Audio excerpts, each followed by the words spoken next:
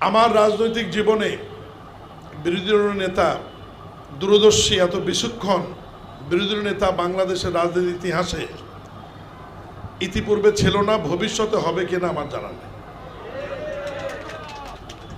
উনি সংসদটার পরিবেশ এত সুন্দর করে গুছিয়ে কথা বলে রাখেন, আলহামদুলিল্লাহ।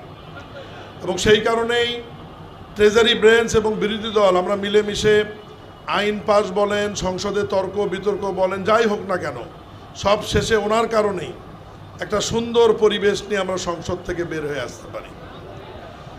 বন্ধুরা, বিএনপির নেতা হয়ে ডক্টর শফিকুর রহমানের প্রশংসা করলেন।